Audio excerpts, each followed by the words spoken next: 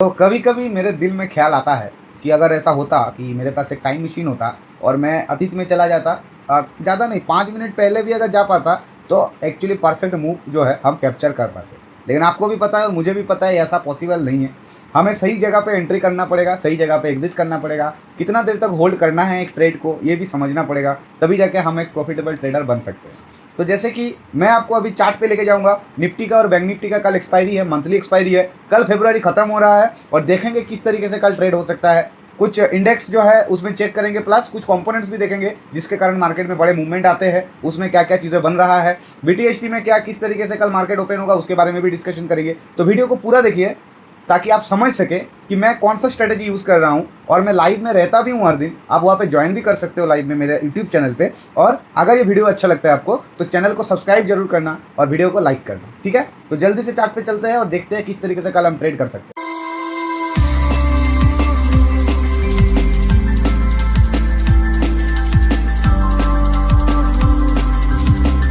तो देखो, सबसे पहले निफ्टी का बात करेंगे। 15 मिनट का कैंडल का पैटर्न है निफ्टी का। यहाँ पे आप लोग देख सकते हो किस तरीके से निफ्टी इस जगह पे एक बार, यहाँ पे एक बार, यहाँ पे एक बार, एक मतलब आया नहीं अभी तक, बट यहाँ पे और यहाँ पे रिजेक्शन लेके ऊपर की तरफ गया है। तो 21,880 का ये लेवल है, 900 तक ये 20 पॉइंट का पूरा सपोर्ट है।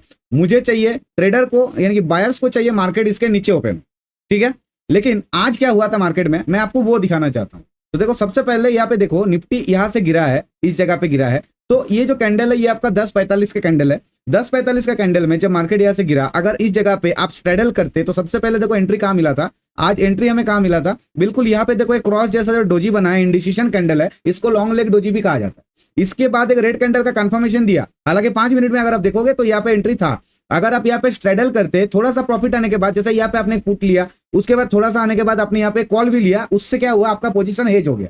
और जब ऐसा होता है तब यहाँ पे अगर आप चेक करोगे ऑप्शन चेन देखो यहाँ पे, तो फिर आपको समझ में आएगा मैं एक्चुअली में क्या बताने का कोशिश कर रहा हूं। देखो, डेल्टा और आईबी को ऐड कर लिया यहाँ पे ऑप्शन चेन के लिए, इसको बड़ा कर दिया। अब देखो यहाँ पे ये जो है कॉल साइड में, ये है इन द मनी, ये है in the money put side का, ये आउट ऑफ द मनी है, ये आउट ऑफ द मनी है। जिसका भी डेल्टा 50 होता है वो एट द मनी होता है, ठीक है।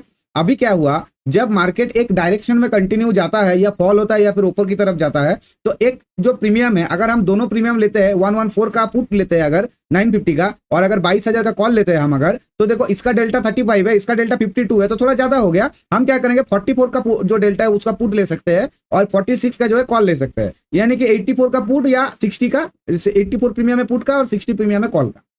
अब जब मार्केट एक ही डायरेक्शन में जाएगा तब एक का प्रीमियम ओटीएम में रहेगा और एक का प्रीमियम इन द मनी में चला जाएगा।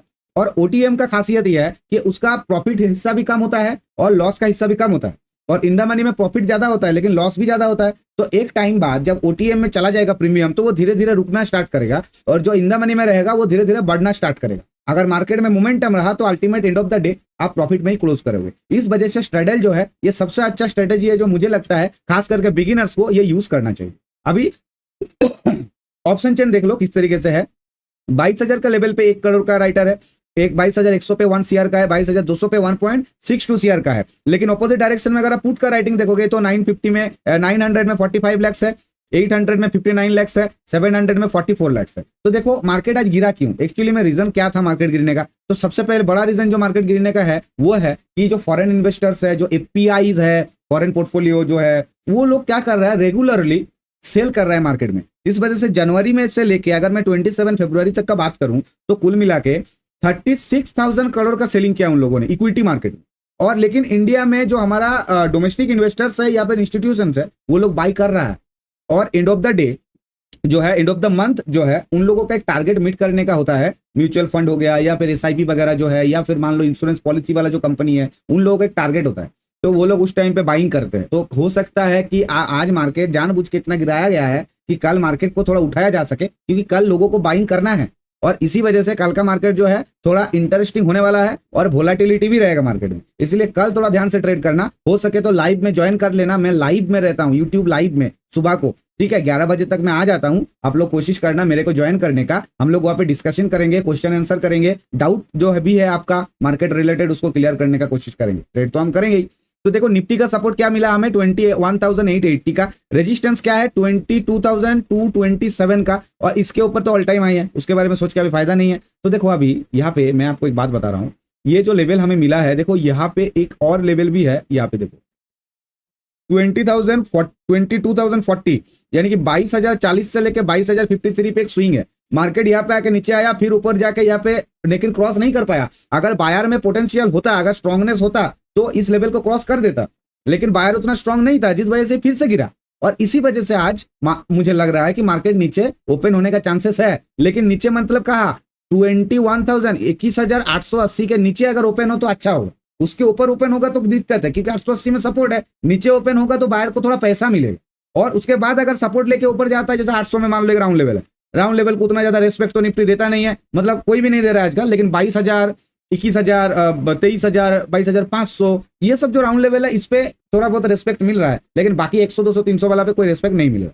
तो मुझे चाहिए 880 के नीचे ओपन हो, थोड़ा सा सस्टेन हो, थोड़ा टाइम पास करे, उसके बाद ऊपर की तरफ चला जाए, क्योंकि आज इतना गिरा है तो हो सकता है कल बाइंग हो। देखो इस लेवल पे आने के बाद एक बार गैप अप ओपन हुआ था, यहाँ पे आने के बाद गैप अप ओपन हुआ था, उसके बाद यहाँ पे आने के बाद गैप अप ओपन हुआ था। ठीक है, तो देखो मार्केट का जो ट्रेंड है उस हिसाब से डाउन में गैप डाउन ओपन होने का चांस तो है। तो अगर उसके नीचे आता है तो यहाँ पे अगर नीचे सस्टेन होकर गिरने लगा तो 21,550 तक का टारगेट हमें निफ्टी में मिल जाएगा। तो निफ्टी में फिलहाल के लिए यही है हमारा टारगेट, यही है हमारा ट्रेड का प्लान। अभी देखो अगर टॉप से मैं बताऊं, ऑल टाइम हाई से अगर यहाँ तक का बताऊं, तो देखो ये जो स्विंग दिख रहा है आपको, ये गोल्डन जोन के आसपास ही है, यानी कि फीप भी हमें बता रहा है कि एक अच्छा रेजिस्टेंस है। चार्ट में टेक्निकल एनालिसिस करके भी ये दिख रहा है कि एक अच्छा लेवल है, तो इस लेवल को याद रखना आपको। ठीक है, तो निफ्टी में ऑप्शन चेन भी हमें क्या बता रहा है, कॉल राइटिंग ज्यादा है, मतलब वो लोग तो चाहेगा कि मार्केट नीचे रहे। तो जैसे कि आप लोगों ने देखा कि किस तरीके से मैंने स्ट्रेडल किया था और किस तरीके से स्ट्रेटेजी अप्लाई करके मैंने आज एक अच्छा प्रॉफिट जनरेट किया। ये आप लोग भी कर सकते हो, बिल्कुल सिंपल है, खास करके बिगिनर्स के लिए। लेकिन यहाँ पे पैसा थोड़ा सा ज़्यादा लगता है, क्योंकि यहाँ पे एक लॉट में आप ट्रेड नहीं कर सकते, आपको एक लॉट में करना पड़ेगा, लेकिन आपके पास कम से कम 3-4 लॉट का पैसा होना चाहिए, ताकि आप 2 लॉट में ट्रेड कर सको, एक इधर का एक उधर का। ठीक है, तो इसी तरीके से अगर आपको करना है तो मैं आपको बताता हूँ, सबसे अच्छा ब्रोकर जो है मुझे लगता है, जो हैंग नहीं होता, जिसका सपोर्ट सिस्टम अच्छा है, एनवायरनमेंट अच्छा है, एग्जिट और एंट्री का जो फॉर्मूला है वो सही है, वो है अपस्टॉक्स, जिसका लिंक आपको डिस्क्रिप्शन में मिलेगा। आप अपस्टॉक में जाइए, मेरे लिंक से आप अकाउंट ओपन कीजिए, तो वहाँ पे आपका बेनिफिट ये होगा कि आपको वहाँ पे थोड़ा सा ब्रोकरेज में डिस्काउंट मिल जाएगा। प्लस अगर आपको किसी भी तरीके का दिक्कत होगा तो आप इंस्टाग्राम में मुझे मैसेज करेंगे, तो मैं वहाँ पे डायरेक्ट सपोर्ट करा सकता हूँ, क्योंकि मेरा उनके साथ जो पार्टनरशिप है, मैं उनसे डायरेक्ट सपोर्ट जो है करा सकता हूँ बिना कस्टमर केयर में कॉल करते हुए। तो चलिए देखते हैं बाकी का आज का मार्केट एनालिसिस किस तरीके से होगा और कल किस तरीके से ट्रेड करेंगे। बाकी वीडियो को भी पूरा देखिएगा। तो अब देखो बैंक निफ्टी के बारे में डिस्कशन करेंगे, बैंक निफ्टी में किस तरीके से कल ट्रेड कर सकते हैं, क्या क्या हो सकता है बैंक निफ्टी में। तो देखो सबसे पहले बैंक निफ्टी में 15 मिनट का ये कैंडल मैंने ओपन कर लिया है, बहुत सारा लेवल मैंने बना के रखा है, यहाँ पे आप देख सकते हो, क्योंकि वो एक्चुअली में काम करने वाला।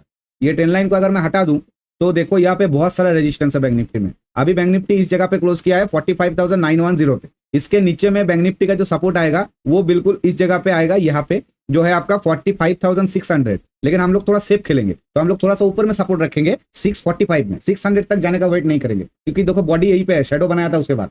ठीक है, इसके बाद अगर बैंक निफ्टी गिरेगा तो बैंक निफ्टी का आने का चांसेस क्या है, इस जगह पे 44,860। अब देखो क्या है, बैंक निफ्टी में थोड़ा बहुत जो है डीके हो रहा था, बट आजकल चल ही रहा है इस तरीके से कि मार्केट में वोलेटिलिटी ज्यादा है। इंडिया विक्स अगर आप देखोगे तो देखो ये इंडिया विक्स से 16.35, मतलब 16.35, मतलब आप समझ रहे हो कितना ज्यादा वोलेटाइल है मार्केट। 15 अगर आईवी रहता है, इंडिया विक्स रहता है, तब दिक्कत होता है, 16 के ऊपर चला गया तो बायर के लिए तो दिक्कत है। इसीलिए आपको थोड़ा सोच समझ के ट्रेड करना पड़ेगा, नहीं तो भाई दिक्कत हो सकता है। तो देखो बैंक निफ्टी में लेवल जो है मैं बना के रखा हूँ ऑलरेडी, आपको मैं बता देता हूँ। ये एक लेवल यहाँ पे ये आ गया, हाँ, तो देखो 45,645 का नीचे में स्ट्रॉन्ग सपोर्ट है, यहाँ से मार्केट रिवर्स हो सकता है। इसके अलावा ऊपर में रेजिस्टेंस है 46,363 का, लेकिन हम यहाँ पे भी एक जोन के हिसाब से रेजिस्टेंस रख सकते हैं। यहाँ पे 46,279 से लेकर 363, ये पूरा का पूरा रेजिस्टेंस जोन है। इसके ऊपर में आपको जोन मिलेगा 46,752 का, और इसके ऊपर जो है 46,963 का। और ये हम लोग लाइव जब चलेगा मार्केट, जब चलेगा रनिंग कल, तब मैं यूट्यूब में लाइव रहता हूँ, आप लोग ज्वाइन करना, तब बात करेंगे। फिलहाल के लिए बैंक निफ्टी का ही प्लान है, गैप डाउन ओपन होना चाहिए, होने के बाद थोड़ा सस्टेन होगा, उसके बाद अगर ऊपर जाए तो कोई दिक्कत नहीं है, लेकिन अगर प्रीमियम नहीं बढ़ेगा तो कोई फायदा नहीं है। बाकी ऑप्शन चेन क्या कहता है वो भी देख लेते हैं। ओके, तो देखो ऑप्शन चेन के हिसाब से 19 लाख, इधर है 24 लाख, इधर है 5 लाख, इधर है 11 लाख, इधर है 7 लाख, इधर है 19 लाख, उसके बाद इधर देखो 7 लाख, 6 लाख, 8 लाख, 3 लाख, यानी कि पुट राइटर है ही नहीं मार्केट में। कहां पे है पुट राइटर? 45,500, यानी कि 400, 350 से 400 पॉइंट नीचे में राइटर है, जो बोल रहा है कि भाई इतना तक आओ तो मैं ऊपर भेजूंगा फिर। लेकिन बाकी कॉल राइटर देख रहे हो आप कितना है, 46,000 के साथ अगर 45,900 का कंपेयर करो तो 24 लाख और इधर 7 लाख है, तो कॉल राइटिंग तो है।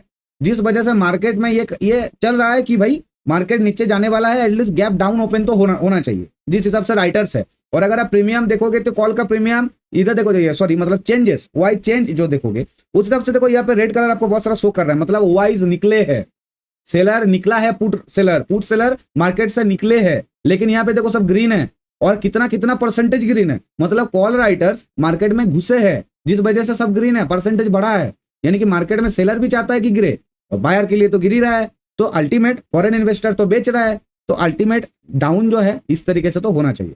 अब देखेंगे कंपोनेंट्स में क्या क्या मेजर जो भी है उसका थोड़ा चेक कर लेंगे। जैसे एचडीएफसी बैंक, देखो एचडीएफसी बैंक नीचे गिर के स्टॉप हुआ था, नीचे ये जो मैंने एक सपोर्ट बनाया था 1407 का, गिरने के बाद जो है बंद हुआ है, इसका मतलब ये भी कल गिरने का चांसेस है। और कल ये HDFC, Reliance, ICICI bank, SBI, axis bank, ये सब में कल बाइंग होने का चांसेस है। क्यों है? मैं भगवान तो नहीं हूं कि मैं बता रहा हूं क्यों है, क्योंकि एचडीएफसी सपोर्ट में है और बाइंग सपोर्ट पे होता है, ये सपोर्ट का जोन है, यहाँ पे बाइंग हो सकता है।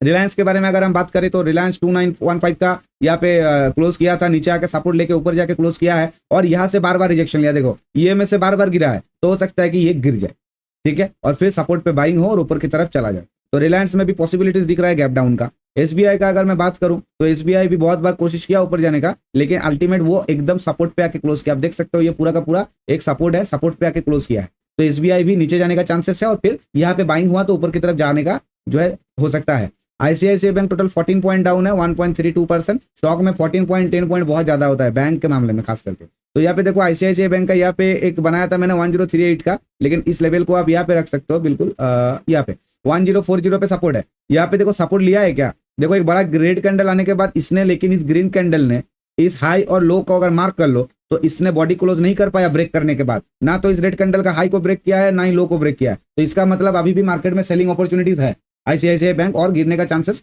दिख रहा है, लेकिन 1040 तक का सपोर्ट है, तो यहाँ से हो सकता है कि बाइंग हो। तो देखो कल दो पॉसिबिलिटीज नजर आ रहा है। सबसे पहले एक है कि मार्केट कल गैप डाउन ओपन होने का चांसेस है, और दूसरी बात यह है कि मार्केट कल जो है, कल जो मार्केट का ट्रेंड होगा वो अप ट्रेंड हो सकता है। तो अब देखो यहाँ पे ये है निफ्टी का फ्यूचर, निफ्टी का फ्यूचर डाउन है, अब देख सकते हो स्विंग लगा डाउन है, 308 पॉइंट टोटल डाउन गया है। अब देख लेंगे यूएस मार्केट में क्या चल रहा है। डो जोन्स रनिंग चल रहा है, इतना अच्छा गैप डाउन ओपन हुआ था, गैप डाउन ओपन होने के बाद ऊपर की तरफ जाके अभी नीचे यहाँ पे सस्टेन करने का कोशिश कर रहा है, यानी कि हमारा मार्केट उस हिसाब से है। क्रूड ऑयल जो है अप है 29 पॉइंट, आप देख सकते हो क्रूड ऑयल अप रहने से इंडिया का जो फिजिकल मैथ्स है उस पर प्रेशर पड़ता है, जिस वजह से हमारा गैप डाउन जो है मार्केट ओपन होने का चांसेस होता है। तेल का दाम बढ़ेगा तो चीजों का दाम भी बढ़ेगा नहीं, तो इस वजह से। दूसरी बात यूएस 30 जो है ये डो जोन्स का फ्यूचर है, फ्यूचर के अकॉर्डिंग ये 70 पॉइंट डाउन है और हमें चाहिए कि ये डाउन रहे। और गिफ्ट निफ्टी का अगर मैं बात करूं तो ये भी अभी रनिंग है गिफ्ट निफ्टी और 245 पॉइंट डाउन है आज, देख रहे हो किस तरीके से गिरा है, तो मुझे चाहिए कि नीचे ही रहे ना उठे, तो फिर कल अच्छा खासा प्रॉफिट मिलेगा जो लोग बीटीएसटी में पुट होल्ड करके बैठे, ठीक है। तो आज के लिए इतना ही, वीडियो कैसा लगा आप मुझे कमेंट करके बताइए, चैनल को सब्सक्राइब कीजिए और टेलीग्राम में ज्वाइन कीजिए जिसका लिंक आपको डिस्क्रिप्शन में मिलेगा, बिल्कुल फ्री है। मिलते हैं नेक्स्ट वीडियो में कल लाइव में, till then thank you guys, good night.